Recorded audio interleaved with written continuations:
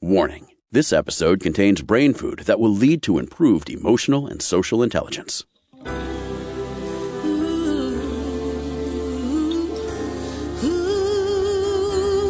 Give us 1 hour and we'll help you change the way you think about happiness. Harvesting Happiness with Lisa Cypers Kamen is fresh, optimistic, and purpose-driven media that promotes well-being from the inside out. Each week, Lisa spotlights diverse trendsetters and change agents who are the greatest contemporary thinkers and doers, devoting their lives to creating a better world in which to live. Your host, Lisa Cypers Kamen, is a widely recognized applied positive psychology expert, author, documentary filmmaker, and lecturer specializing in optimal lifestyle management. Let's get to it. Here's Lisa. Good morning, good afternoon, and good evening, wherever you are. Thanks for joining us on today's show, where we will be talking about more than words, interpersonal communication and well-being. My first guest is Professor Kory Floyd, who is a professor of communication and a professor of psychology at the University of Arizona. Kory's research focuses on the communication of affection in close relationships and how it helps individuals manage their mental, physical, and relational health. Welcome, Kory. Thanks for joining me on the show today.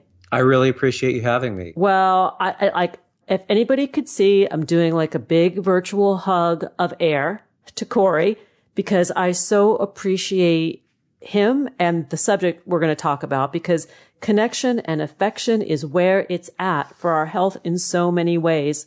Huh, Kory? I will take that virtual hug. Yes.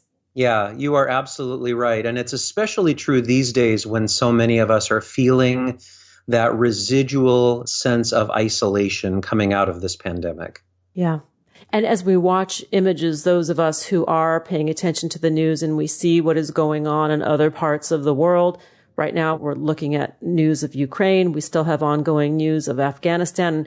We have this, I don't know, for me, I have this deep empathy for these people that I don't even know, and yet they feel they're part of the tribe, you know? It feels like they're family, yeah. I think that's just this sense of empathy that we have when we see other people suffering and recognize that that could be us and that we could be the ones in need of that empathy and reaching out for support. And so it really does, strangely enough, bring people closer together. And that taps into this fundamental need to belong, to be a part of something that is bigger than ourselves. That's right. That's right. And, you know, it's not a coincidence that we call it a need to belong instead of something like a preference. Many people would put that need for connection and that need for relationships alongside many other quite fundamental human needs, such as our need for sleep or our need for food. And one of the reasons that's true is that when that need is unmet, we suffer, and we suffer in a number of different ways. You know, I'm thinking back to these experiments that were performed. I think they were Harry Harlow's experiments with the monkeys that were deprived of their mother's touch. You know, if it was touch or food, they always gravitated towards the touch. That's right. And except in those moments when they needed to eat, because that's still a fundamental need. Yes. But as soon as that need was satisfied, they thrived when they were in the presence of that affection, that cuddling and touch. And that was one of the first experiments that really helped us understand how fundamental a need that is. And even in children who don't receive that level of touch or cuddling that they need as infants, we see a failure to thrive. Let's talk a little bit about that, because as humans, each of us have different needs or desires in terms of physical touch and affection. And I'm not talking about sexuality, just like touching. You know, that some of us prefer to have our hands on our loved ones or be touched by them, and some of us are more adverse to that. Talk a little bit about the importance of touch in terms of emotion regulation, because I think we often don't think about them as being related, but they are. One of the things that touch does for us, among many, is it calms us. It calms our nervous systems, in particular when they're aroused, such as they might be when we're feeling stress. And so we've found in our own research, and many others have found the same, that particularly when people are in a state of distress, something like a hug or holding hands or just being proximal with someone else is one of the most effective ways to regulate that arousal that comes with stress and bring a person back to their normal level, what we call their homeostasis. Other things can do that as well, but touch is particularly powerful in its ability to calm us when we're distressed. I read an article many years ago that I have used in my practice since then, and I don't even know if it was a factual article, but it stuck. And that is that 7-second hug, because it gives that sort of letdown response in the body where you kind of, you exhale. And 7 seconds is a long time, especially if it's somebody you don't know very well. That is a long time to hug. Most hugs last between a second and a half. So 7 seconds can feel like an eternity.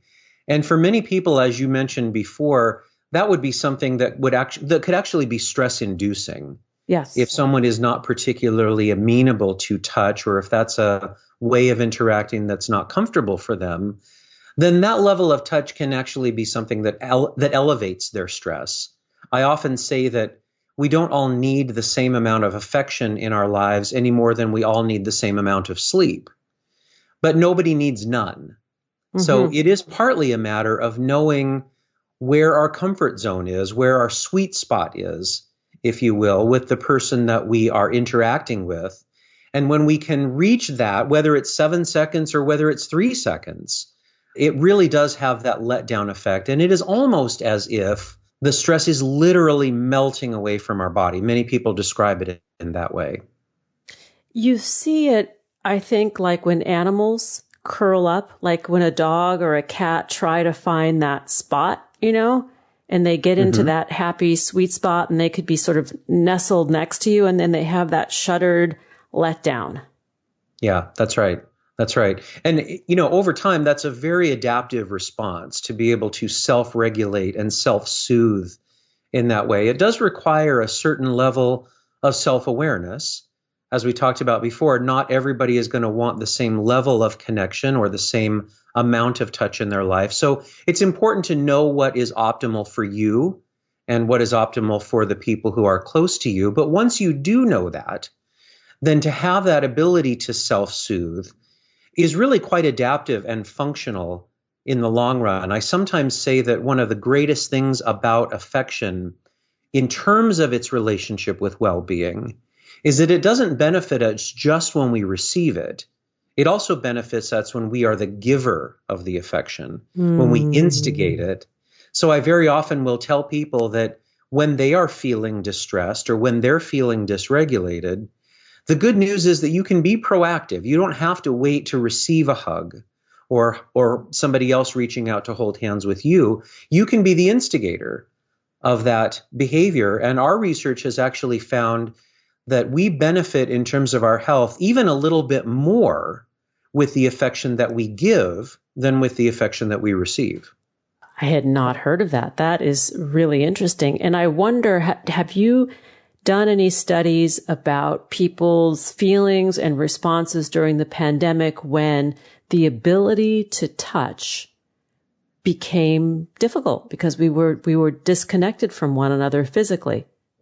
A number of folks in my discipline have looked at that question, and it's sort of a dual-edged sword going through this pandemic in this time in our history. On the one hand, I've been very grateful for communication technologies just like Skype or Zoom, which we're using right now, FaceTime, things like that, because that has given us the ability to stay connected in ways that we simply wouldn't have been able to 20, 25 years ago going through the same kind of pandemic. But the one thing those technologies have not allowed us to do is reach through the computer screen and hug the other person. Yeah.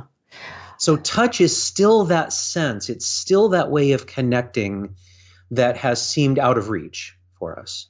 And, we have our primary, our partners, and we might have had children in the house, and that's been good. I think if we all can say, yes, thank goodness we had our pod or our tribe that we could be with, but then there were those people that we couldn't. And if we are very tactile people and we like to touch, I don't know. For me, I felt at a deficit. Like I felt like I was craving hugging because it is a way to communicate. It is a way to soothe.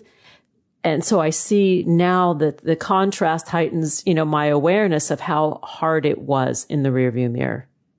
I think people like you and me who are huggers have felt that way, have felt a real sense of dis-ease during this time. And I think early in the pandemic, many people were feeling that sense of dis-ease without necessarily being able to put their finger on why. They may not have realized that it was, oh, yes, I'm missing touch. I'm missing the ability to reach out and hug the people who matter to me. But for many of us, we quickly came to that realization that, boy, it's wonderful to be able to talk to folks and to be able to have those connections even on a daily basis with people who are not close by. But boy, I sure miss holding their hand. I was describing an experience to somebody about 3 or 4 months ago. It was when things first started to kind of open up a little bit, and I saw somebody that I knew, but I hadn't really had a lot of contact with, and they threw their arms around me, and the sensation I had of being terrified and grateful and happy all at one big ball. It was an incredible feeling. Like, oh, should I be doing this? No, don't pull away, Yeah, it can be a little bit overwhelming when the kinds of behavior patterns that we're used to enacting with the people that we know, now we have to renegotiate them. Now, as we approach each other, we might say, are we hugging? Are we shaking hands? What's the rule here? And that's exhausting to have to renegotiate ways of interacting that before this time felt so natural, felt so organic. Prior to the pandemic, you probably wouldn't even have been a question whether you would have hugged your friend or not. And now you're feeling really conflicting emotions about it. I think so many of us are sitting in that space right now of sort of limbo with respect to as we reemerge into our social lives. What's that going to look like, and what do we want it to look like? Yeah. It's kind of like, dating behavior, right? Reestablishing dating behavior during the height of the AIDS pandemic. It completely reorganized the way we dated and the way we engaged sexually. And this is kind of similar. It's similar in that way. Sure. It's taken what we had experienced sort of for granted, what was familiar to us or organic for us in our interactions with others. And it's thrown a real wrench into that. To now there's so much uncertainty. And that uncertainty wears on us. That uncertainty produces anxiety about, for example, being in a crowd of people that 3 years ago we wouldn't have thought twice about, but these days we have to. This past Labor Day, I went to a Michael Franti concert. And Michael Franti gets everybody dancing for like 2 hours straight in an outdoor venue. And I look at my partner, I say to him, I think this is a super spreader event, but I don't care. I mean, I really do care. But the fact is, as it was so euphoric and felt so good to be out of the house and dancing, that it sort of overtook my caution. Right. And I know I'm not alone in this. No, you're not. I think what many of us are realizing right now is that we have to make deliberate decisions. We have to make informed decisions about where our comfort level is going to be. Yeah. And it's easy to think about the risk involved in an interaction like that and think, well, because it's risky to be around other people, then I'm going to choose not to. And for some people, that's the right decision. But what we often don't think about is the risk of not being social. Yes. Right. And we're going to need to take a break. And when we come back, I want to talk about the other pandemic, the loneliness part, because that's also a fact out there in the world. It is. To learn more about Dr. Kory Floyd, please go to koryfloyd.com. We'll be right back, and that is a promise. Hang on just a minute here. Before we pause, let's talk about the power of protein for our well-being. I'm a big fan of protein smoothies to support my super active lifestyle, and that's why I'm proud to partner with Ritual, today's episode sponsor. Protein helps us build strong muscles, supports bone health, and helps us feel full after eating. Ritual's scientist and nutritionist recommended essential protein is a delicious plant-based protein powder. Ritual offers 3 thoughtful formulas, each packed with 20 grams of sustainably sourced pea protein designed to meet our body's evolving protein needs. I love Ritual because it's a tasty, quick, and easy routine that helps me get essential nutrients on the go. And Ritual helps me keep all the bad stuff out. It's vegan, gluten, and allergen-free, and free from fillers, colors, and additives. My go-to formula is the Daily Shake for 50 plus that adds calcium HMB to the mix to help maintain muscle mass and promote healthy aging. Ready to shake up your protein ritual? My listeners get 10% off during your first 3 months at ritual.com/harvesting. Ritual even offers a money-back guarantee if you're not 100% in love. Visit ritual.com/harvesting today for 10% off your first 3 months. Now let's take that break. We'll be right back. To learn more about cultivating sustainable well-being at home and the office, visit harvestinghappiness.com and explore Lisa's experiential on-site brain fitness workshops, corporate programming, and speaking engagement services.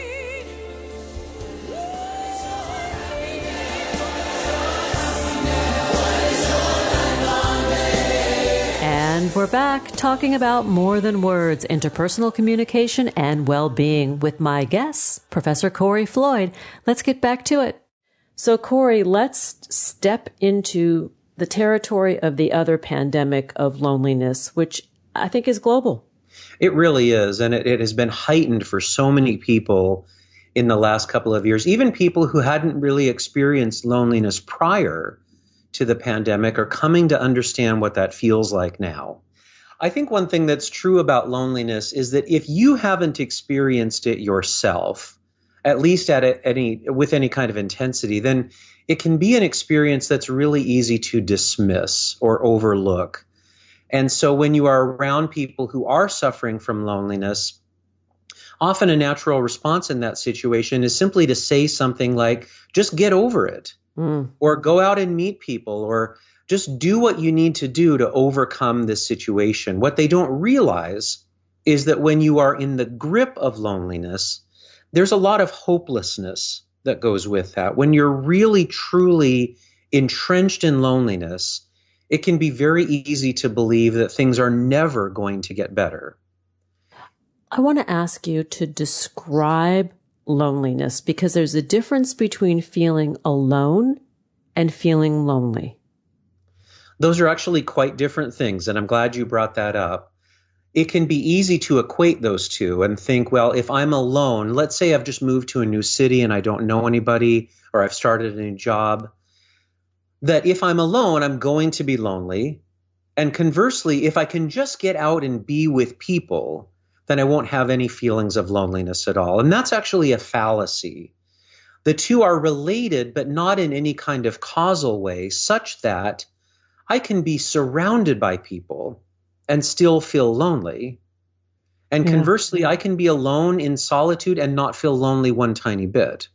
I get it. So the thing to understand about loneliness is that it really is not about our physical proximity to other people. Instead, what loneliness reflects is a discrepancy between the amount of social connection that we feel like we want or need in our lives and the amount that we actually have. And here's where that individual variation in what we need really comes into play. You might be someone who needs a lot of social connection and a lot of social stimulation in your life not to feel lonely, whereas I may be somebody who is perfectly content with 1 or 2 close friends, and that's really all I need. So it's a very individual thing, but that means that it isn't automatically remedied if I can just get out and be social. Yeah. Well, it's interesting in talking with people through the pandemic and doing a lot of interviews, because it was such a fertile time to record interviews. People would talk about being, and I put myself in this category too, the extroverted introvert, somebody who is perfectly happy to work on projects and do my thing and then go out into the world and get out some stimulation and connect with people and then come back and do my thing, and I think that for those types of people, that separation and isolation probably was okay. But those that really thrive on a lot of human contact and social interaction, that loneliness was compounded. It really was. And on the flip side of that, I think many introverts like myself a little bit rejoiced at the idea of some social isolation because it felt like a bit of a break from maybe from the pressure of having to be social. But, that only lasts so long. And at some point, all of us begin to feel that deficit in social interaction. Some may just have reached that point sooner because they need more social stimulation in their lives. I want to talk about the downside of loneliness in terms of how it impacts not only mental health, which is obvious, but how it also impacts physical health and well-being. We often don't think about that. We think about loneliness as something that we feel psychologically or emotionally, and we connect it to experiences like anxiety disorders or depressive symptoms. What we often overlook is that it is actually a physical disorder as well. And so many times it will manifest in things like disordered sleep, where we may have a harder time getting to sleep, or we may have a harder time staying asleep. Many people, when they are lonely, will compensate for that feeling with behaviors like overeating or overdrinking or abusing substances, not exercising, not doing the things that they would normally do to stay healthy and well. Probably the biggest problem, certainly the most serious problem associated with loneliness, is suicide ideation. Mm-hmm. And that's where that feeling of helplessness and hopelessness really comes into play, because if I feel intensely lonely and I genuinely believe that it's never going to get better, that I really will never feel like I belong again, then there is a certain logic to the idea that maybe I really wouldn't be missed if I were no longer here. And we know by research that that is one of the key cognitions that instigates suicide ideation, that prompts people to begin thinking about taking their own lives. And there's a very strong correlation between loneliness and people who are thinking about or even actually planning or making attempts to end their lives by suicide. So, when you think about it in those terms, it makes it a lot harder to dismiss loneliness as something that doesn't really matter, because in terms of health and well-being, it's enormously significant. And that is very closely tied, I think, when we have the sensation that we are seen, heard, and understood by someone, which requires that we actually make ourselves known to someone else. Yeah, so there's an element of risk, of some vulnerability in order to soothe the sense of loneliness. So it can be a bind. There is. And to complicate it even further, we would logically think that when people feel lonely, they are motivated to get out and be social, that they're motivated to engage in what we call approach behaviors by reestablishing connections with people or making new ones. But the reality is that when people are lonely, somewhat paradoxically, what they actually experience is a withdrawal sensation. They are motivated to stay away from other people and to sort of withdraw within themselves, to engage in avoidant behaviors rather than approach behaviors. And so it's really easy to see that very quickly becomes a self-reinforcing spiral, that the lonelier I feel, the more I withdraw, and the more I withdraw, the lonelier I feel, which really complicates exactly what you were describing, which is the fact that we really need somebody to interrupt that cycle for us. And the lesson there is that when we are around people who seem to be lonely, or who are saying that or otherwise communicating that might be what they're feeling, it's a really helpful thing to intervene. And it may just be an intervention that involves sitting down and visiting with the person, but it's really helpful to do something to try to interrupt that downward spiral. And it's kind of a social responsibility, for us to check in on the people that we care about. It doesn't really require that much, and yet it can really do a lot. So many of us have learned that lesson during the pandemic, that we needed to check in on people, particularly people who were living alone or didn't have many others in their bubble. And it is a really, really good lesson, I think, especially for the folks who are around us, who we can see and talk to, and we can maybe be attuned to the psychological state that they're in. If we start to notice symptoms of loneliness, I just think it's really, really important and responsible of us not to ignore those. I agree. Say, I'm going to take it upon myself to reach out, to check in. Because as you said earlier, sometimes that's all it takes, is realizing that there's somebody else in the world who cares about us. We're nearly out of time, and I wanted to touch upon something that we don't often talk about, and that is ways to create connection and support somebody who is grieving, somebody who is going through something very, particular and strong, the loss of a loved one, the loss of a job, the loss of some, life event. What are some kind, respectful ways that we can make that connection so we don't appear patronizing or sympathizing, that we're empathizing? It's such a great question. And I want to start by saying that I think there are particular things to avoid doing when you're interacting with somebody who's grieving. Chief among those is saying something like, I understand how you feel. Or saying something like, be strong, or feel better. Because those kinds of messages tell the person that it's not okay to feel the way that you do, that I think you need to be in a different headspace right now. And that's just not where grieving people are. They're going through a very complicated cognitive and emotional process. So what that creates space for, what would be sort of a to-do list, the number one item on that list to help somebody who's grieving is to show up for them, is to be there. Very often people are hesitant to do that with somebody who's grieving, or even just going through a very difficult time, because they feel as though, I don't really know what to say to that person, and I don't want to say the wrong thing.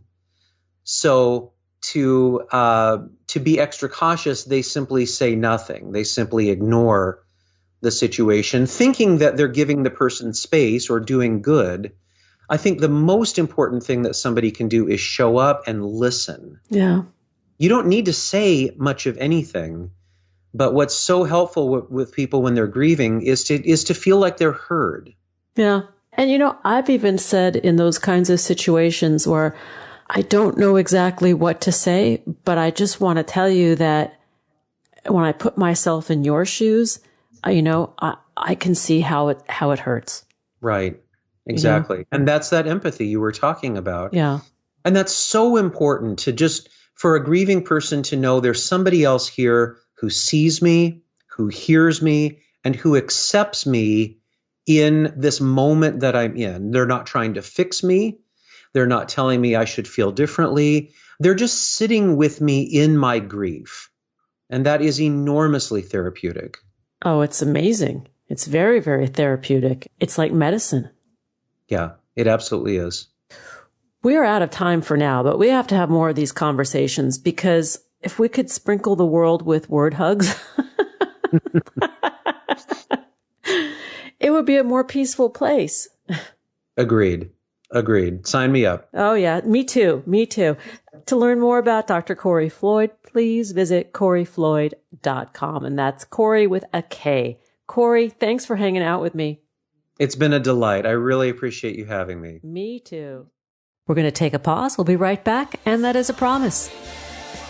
Did you know that happiness is actually good for your health? Happy people live longer, are more productive, and make better partners, parents, and professionals. Connect with us on Facebook at Harvesting Happiness, and follow Lisa on Twitter at Lisa Kamen for a daily dose of inspiration.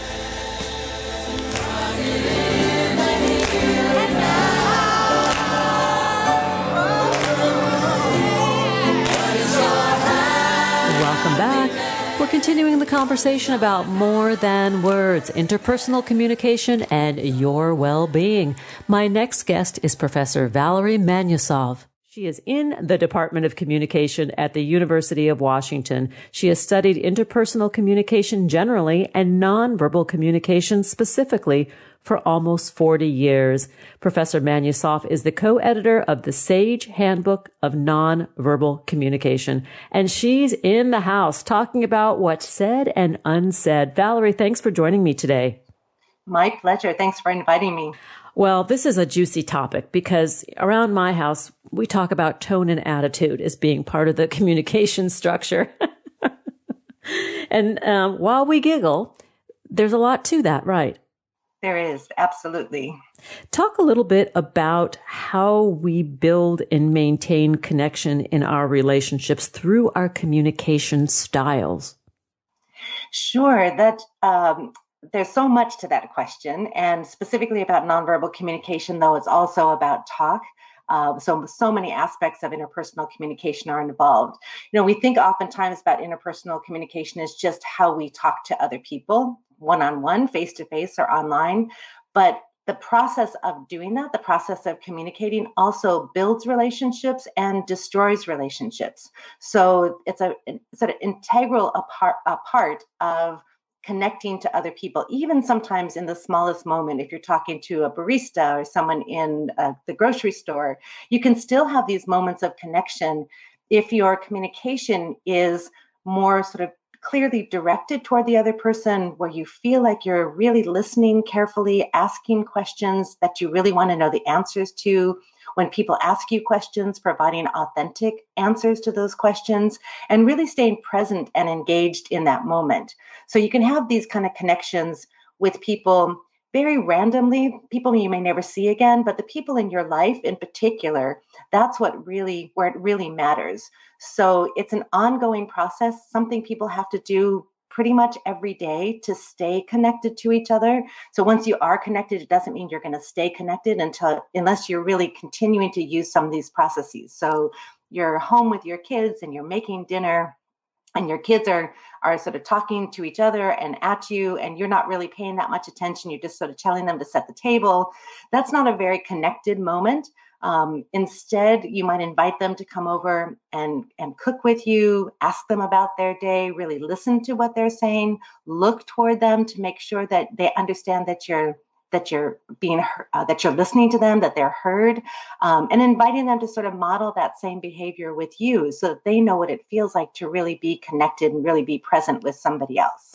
Let's talk a little bit about how that translates to different modalities, right? For the past couple of years, we've been really challenged to maintain these kinds of intimate connections when we're living our lives, on a screen, in many cases. And yet, in my experience, I feel that with intention, right, with sort of a mindful approach to this, you can still have that through a Zoom call, through an email or a text exchange. But what is the secret sauce? Like, what is the texture that makes that so? That's a wonderful question. I oftentimes talk about any kind of technological communication as not inherently good or bad, but it absolutely provides affordances for us. And I think during this period of time, sometimes we think about too many Zoom meetings as exhausting, but it's also an opportunity to connect to people that we haven't connected to before. I have a number of first cousins, and we had a first cousins gathering, and we hadn't seen each other or had the chance to see each other for some years, and we wouldn't have actually set that up face to face. So the technology allows us actually to reach out and connect to other people. At the same time, it can also be really tiring. So sort of the secret sauce, I think, is to make sure that you take breaks in between, that you sort of get yourself ready for them. And then when you're in those meetings or in those Skype calls with someone, that you really are looking at them. And actually the technology kind of creates that opportunity because we're clearly closer to each other. We can see each other really well, and making sure that you sort of kind of perform that you are really there for them. Sometimes people forget, certainly students in classes, they might be lounging on their couches while they're in class. And the teachers really would like it very much if they were sort of sitting a little bit closer and looking like they're paying attention. So I think part of it is kind of going to the extra effort to make sure that somebody knows that you're looking at them, that you're responding to them. Sometimes I think people forget in the online space that things like back channels, like or nodding your head, show your engagement, and we don't necessarily do that very much. We also can get distracted sometimes by our own picture. So trying to make sure to look at the images of the people we're talking to more than looking at ourselves as we're talking to them. That's a fascinating thing, because in normal interpersonal or face-to-face interpersonal communication, we don't normally get a chance to actually see how we come across. And that has some benefits, that we can see that a little bit more and maybe kind of up our game a bit to make sure that we're looking as engaged as we really are, or to actually become more engaged, to realize that this is a brief moment that we have with them, but so we want to put all of our effort into it and then take some time away from it to kind of relax and have some solitude so that you're re-engaged for the next time.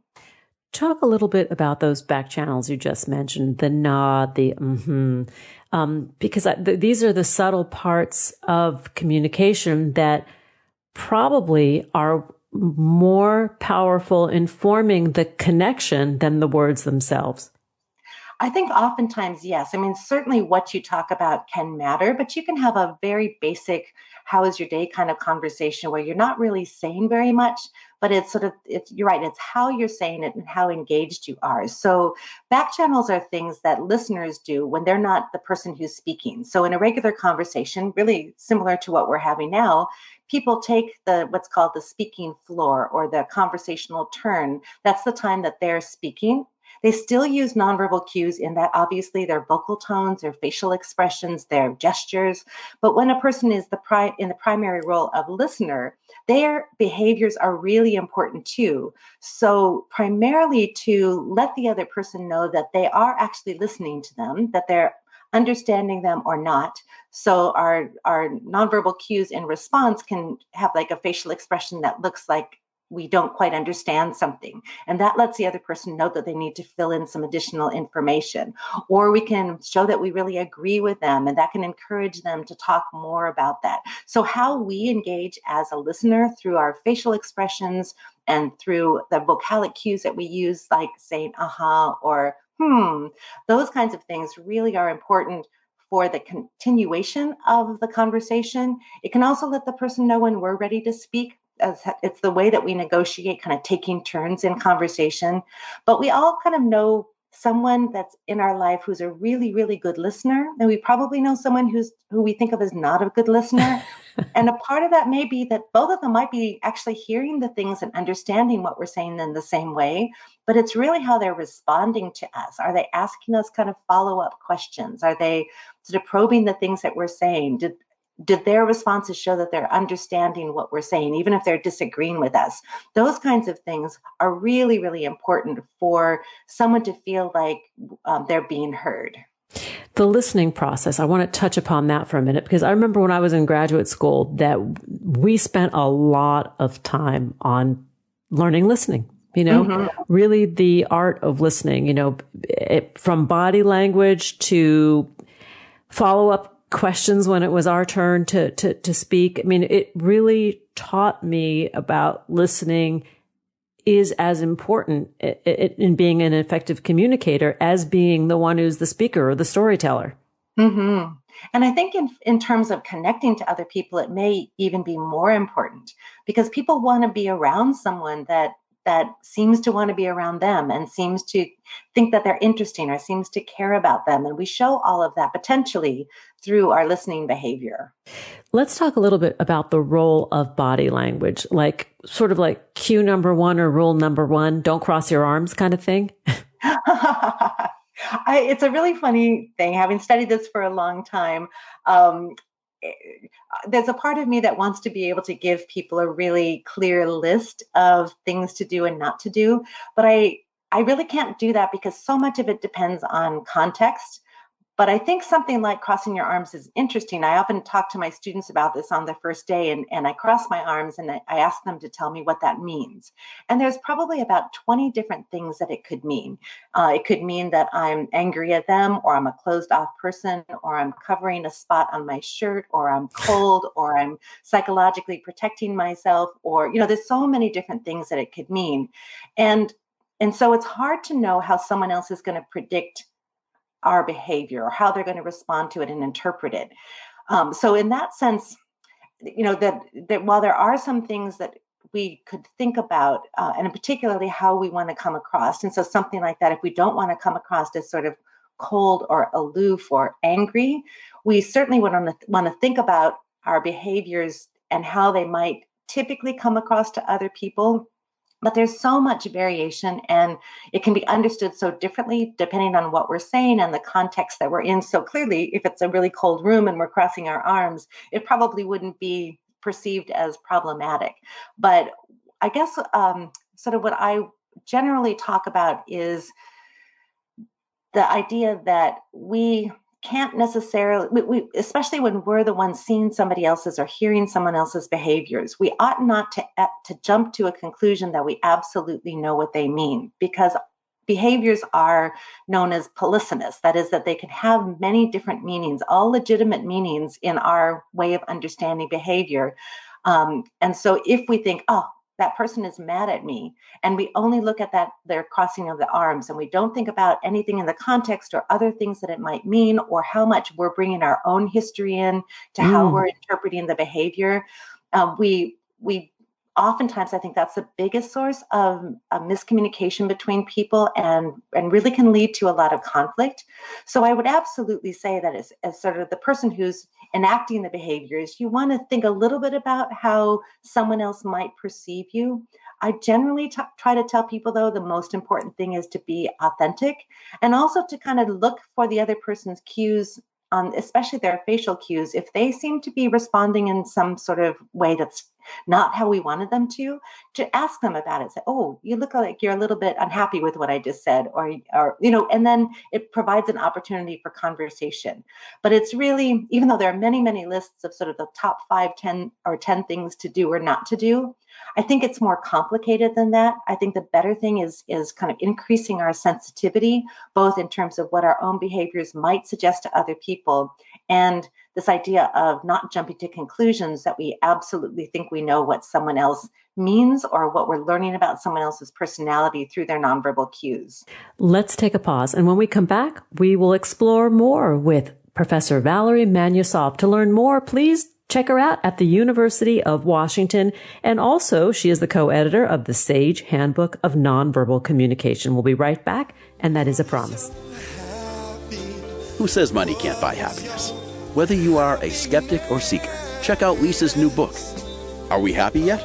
8 Keys to Unlocking a Joyful Life, a boot camp manual for greater emotional fitness, is available at Barnes & Noble, Amazon, IndieBound, and HarvestingHappiness.com. Here's a truth bomb. Emotions are contagious, and happiness is a universally desired state. But we tend to forget that we all have the freedom to be happy or the liberty to be miserable each day, regardless of external circumstances. Explore the journey of human happiness, how to find it and keep it, with Lisa's documentary film, H Factor. Where is your heart? Visit HarvestingHappiness.com to learn more.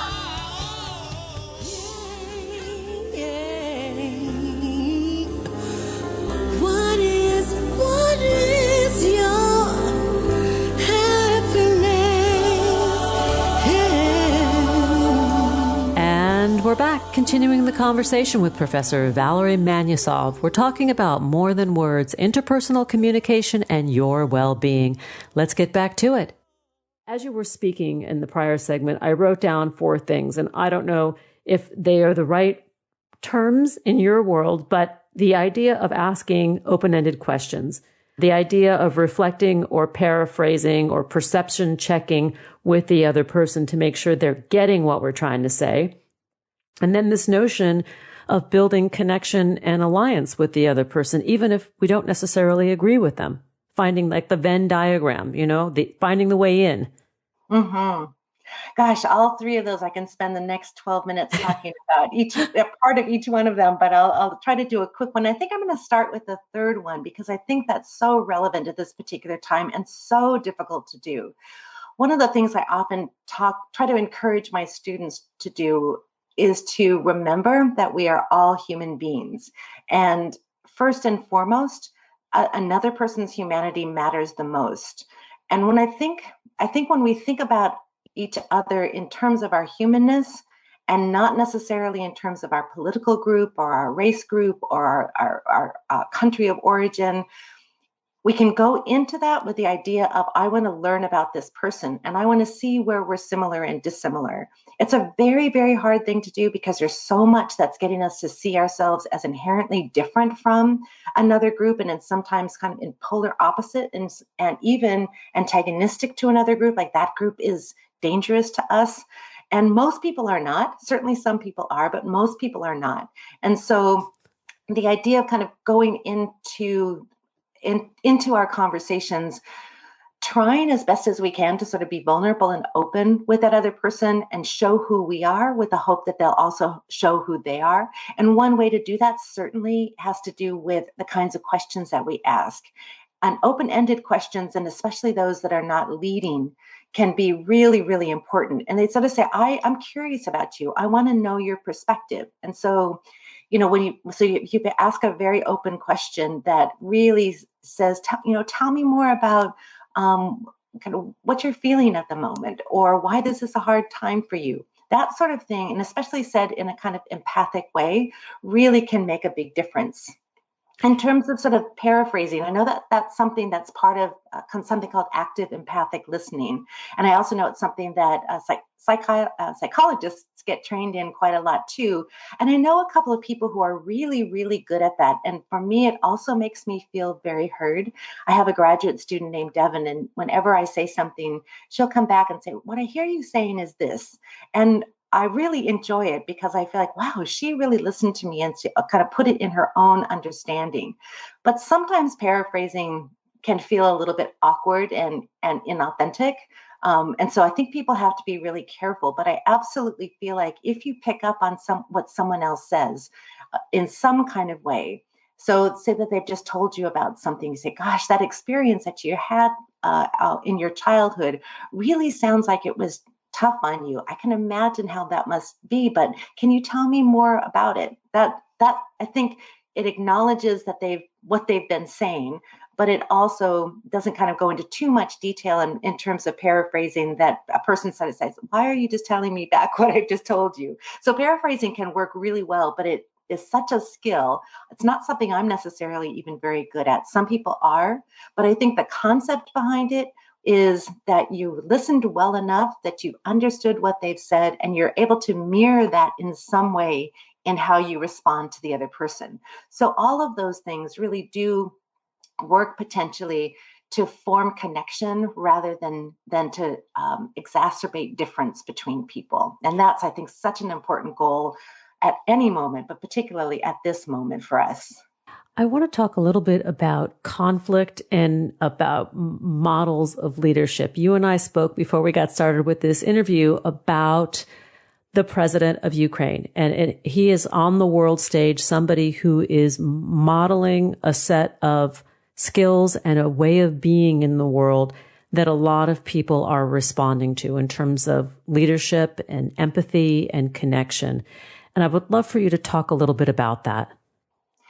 Yeah, one of the things that and what's one of the really curious things is that what I've seen is that kind of across political groups, there is a strong empathy for him.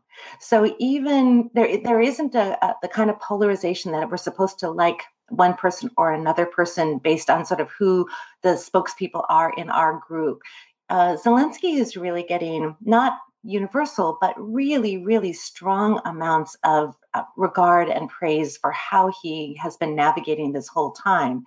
And part of what he's doing is he's showing up. I think it was really important that he made the choice not to leave Ukraine, that he is in the streets, that he's talking to people, and he does it in this what appears to be a very genuine way, that I'm here for you.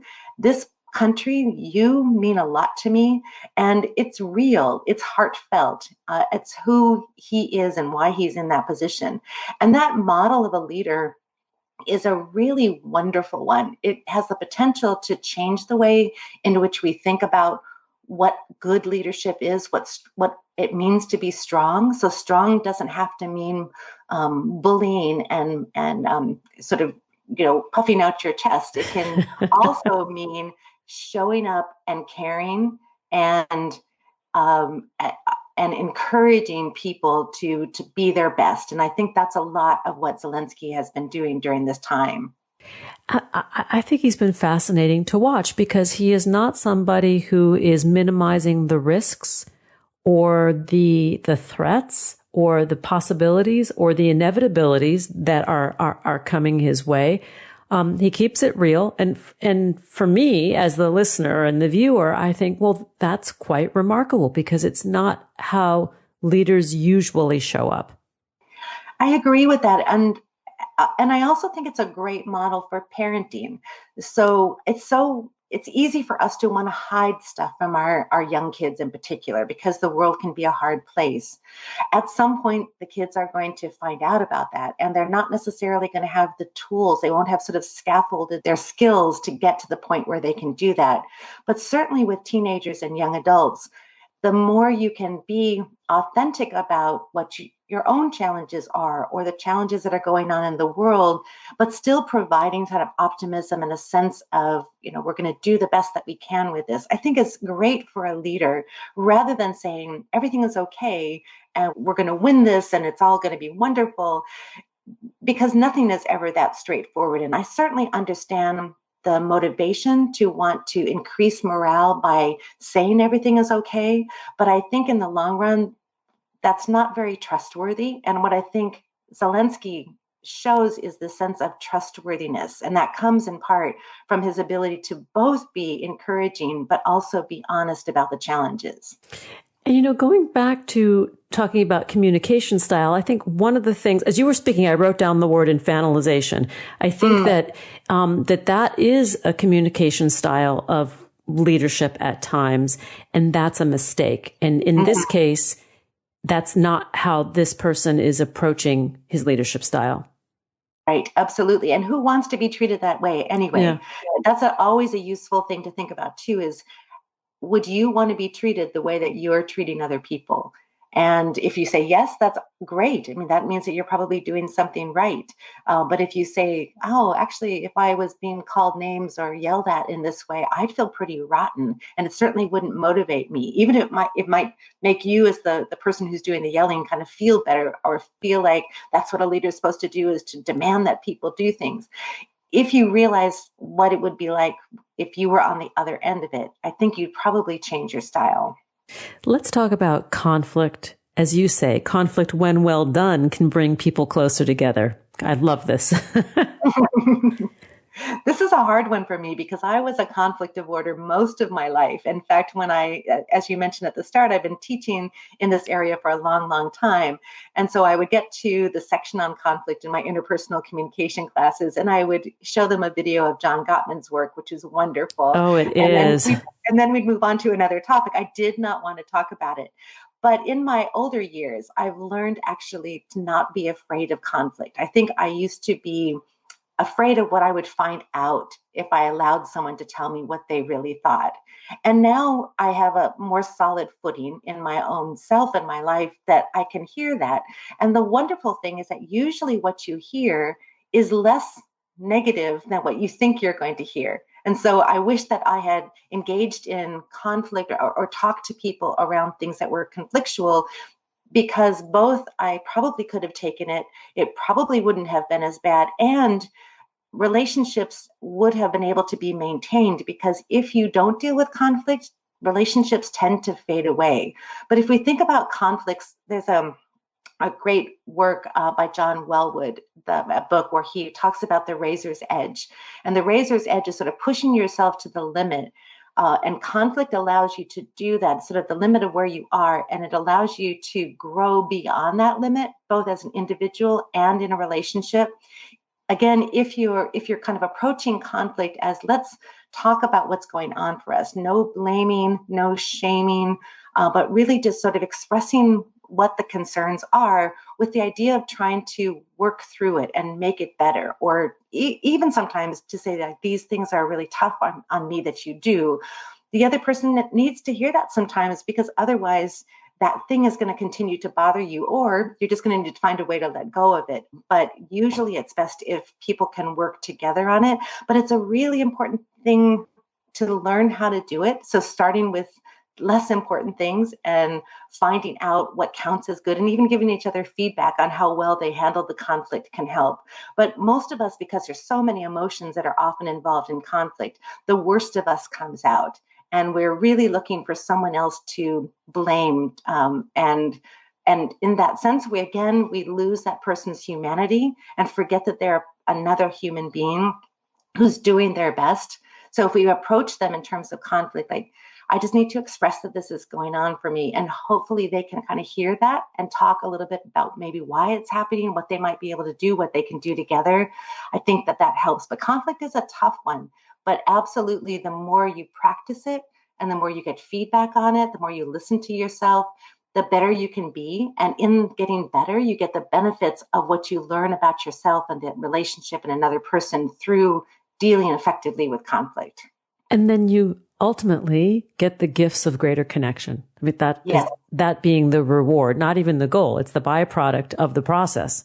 Yes, absolutely. And sometimes conflict leads to people realizing, either in a romantic relationship or in a family relationship. I know you talked with my colleague, Christina Sharp, about family estrangement. Yes. And sometimes relationships have to end, but they can end in more congenial ways, sort of based on an understanding that it's not working, but not with the anger. And conflict can get us to a place where we can say, I care about you, I love you, but I think that we're actually better off not being in each other's lives. And that's disconnection, but it's kind of the right kind of disconnection, because it allows you to know better who are the kind of people that you want to be in connection with, given especially that connection takes maintenance. It takes work to keep that connection strong. Beautifully said. We are out of time. This has been wonderful. I was hesitant at first to bring up President Zelensky, but I thought, you know what? It's somebody that he's so relatable and he's in the media. We can sort of look at him as a third neutral person, and not necessarily have to pick apart ourselves or our own government. No, absolutely. And we learn so much from watching other people that we've never met before, both in terms of what we want to be like and what we don't want to be like. And at this moment, I think he's really offering so many of us a lot of hope and a wonderful model of how to be an authentic, connected communicator. I agree. Thank you so much, Professor Manusoff. To learn more about Professor Valerie Manusoff, please visit the University of Washington's website and check her and her work out. Thank you, Valerie. My pleasure. Thank you for having me. My pleasure. Thanks for joining us today on Harvesting Happiness. This is Lisa Cypers Kamen on behalf of my guest, Professor Kory Floyd and Professor Valerie Manusoff, wishing you kind thoughts, kinder words, and the kindest of actions. Until next time, remember, happiness is an inside job. Happiness is your inside job. Please go out and rock your day, and remember to be kind to one another. Keep harvesting your own happiness anytime and anywhere, from the comfort of wherever you are. Subscribe, listen, and share hundreds of downloadable episodes via our free app or from our libraries at toginet.com, iTunes, Google Play, and other fine podcast platforms. To learn more about Lisa's global consulting services, please visit harvestinghappiness.com. Spread more joy by liking us on Facebook at Harvesting Happiness and following Lisa on Twitter at Lisa Kamen. Harvesting Happiness is produced in collaboration with TogiNet Radio, KBUU Radio Malibu.net, and is available on PRX, the Public Radio Exchange.